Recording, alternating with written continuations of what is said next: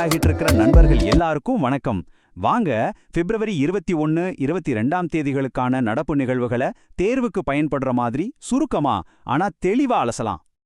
இன்னைக்கு நாம என்னென்ன பார்க்க போறோம்னா, முதல்ல நம்ம தமிழ்நாட்டு செய்திகள்ல ஆரம்பிச்சு, அப்புறம் தேசிய அளவுல நடந்த முக்கியமான விஷயங்களை பார்த்து, அதுக்கப்புறம் உலக அரங்கில் இந்தியா என்ன பண்ணிட்டு இருக்குன்னு தெரிஞ்சுக்கிட்டு, கடைசியா தேர்வுல கேட்க வாய்ப்பு இருக்கிற சில முக்கிய தேதிகளையும் பார்க்க போறோம். வாங்க ஒவ்வொன்னா உள்ள போலாம். சரி, முதல்ல நம்ம தமிழ்நாட்டுல இருந்து ஆரம்பிக்கலாம். இங்க நடந்த சில முக்கியமான சட்டமன்ற முடிவுகள், அப்புறம் உள்ளூர் மேம்பாடுகள் பத்தி பார்க்கலாம். கல்வித்துறையில ஒரு முக்கியமான அப்டேட். தமிழ்நாடு தனியார் பல்கலைக்கழகங்கள் தொடர்பான ஒரு திருத்த மசோதாவை அரசாங்கம் திரும்ப பெற்றிருக்கு. இது ஏன் இவ்வளோ பெரிய விஷயம்? வாங்க பார்க்கலாம். சரி, எதுக்காக இந்த பில்லை வாபஸ் வாங்கினாங்க? அதுக்கு காரணம், இதுல பிரவுன்ஃபீல்டு பல்கலைக்கழகங்கள்னு ஒரு புது கான்செப்டை கொண்டு வந்தாங்க. அப்படின்னா, ஏற்கனவே இருக்கிற கட்டிடங்களை வச்சு குறைஞ்ச நிலத்திலேயே புது பல்கலைக்கழகங்களை ஆரம்பிக்கிறது. ஆனா இதுக்கு அரசியல் ரீதியா எதிர்ப்பு வந்ததால அரசாங்கம் இதை மறுபரிசீலனை செய்ய முடிவு பண்ணிருக்கு. இந்த பாயிண்ட் தேர்வுல கேட்க வாய்ப்பு இருக்கு, நோட் பண்ணிக்கோங்க. அடுத்து ஒரு முக்கியமான ஃபினான்ஸ் நியூஸ்.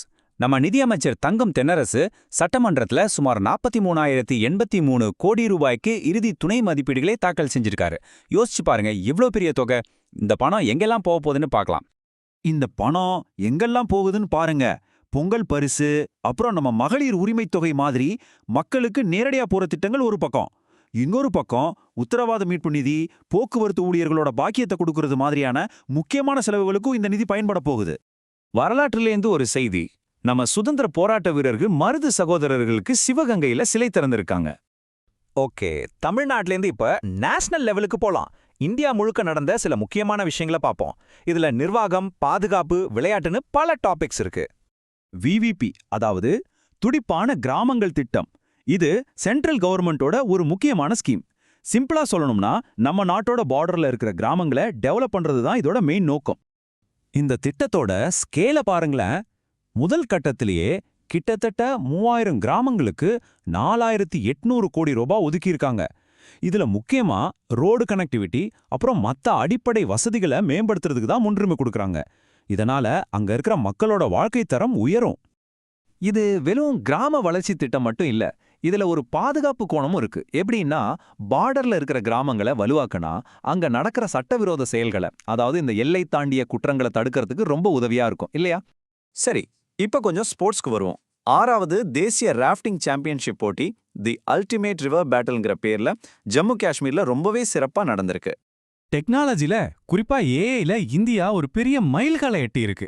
உலக அளவுல நடந்த ஏஐ அறிவாற்றல் போட்டியில நமக்கு 6வது இடம். இது நம்ம நாட்டுல இருக்கிற திறமைக்கு ஒரு பெரிய அங்கீகாரம்.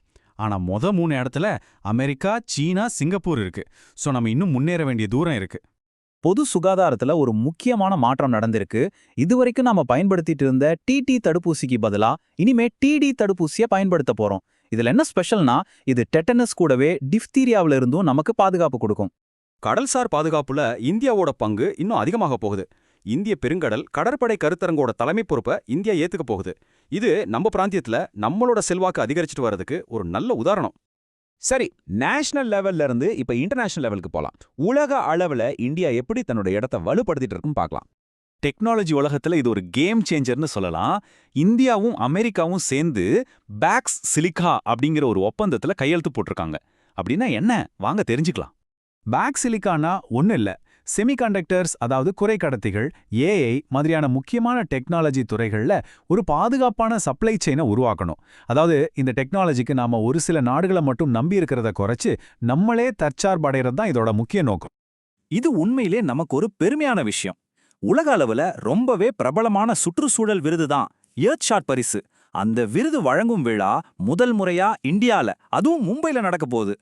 இந்த எர்த்ஷாட் விருது எதுக்கெல்லாம் கொடுக்கறாங்கன்னா, ஒரு 5 முக்கியமான சுற்றுச்சூழல் பிரச்சனைகளுக்கு தீர்வு கண்டுபிடிக்கிறவங்களுக்கு கொடுக்கறாங்க. அது என்னன்னா, இயற்கையை பாதுகாக்கிறது, நம்ம காற்றை சுத்தப்படுத்துறது, கடல்களை புதுப்பிக்கிறது, கழிவே இல்லாத ஒரு உலகத்தை உருவாக்குறது, கடைசியா காலநிலை மாற்றத்தை சரி செய்யறது. இந்த 5 விஷயம்தான். சரி, எல்லாத்தையும் பார்த்துட்டோம். கடைசியா ஆனா ரொம்ப முக்கியமா, தேர்வுல அடிக்கடி கேட்கிற சில முக்கிய தேதிகளை ஒரு தடவை வேகமா பார்த்துடலாம். இந்த தேதிகளை மறக்காதீங்க. பிப்ரவரி 19 தமிழ் இலக்கிய மறுமலர்ச்சி நாள், பிப்ரவரி 20 உலக சமூக நீதி தினம், அப்புறம் பிப்ரவரி 21 சர்வதேச தாய்மொழி தினம். இது 3 ரொம்ப முக்கியம்.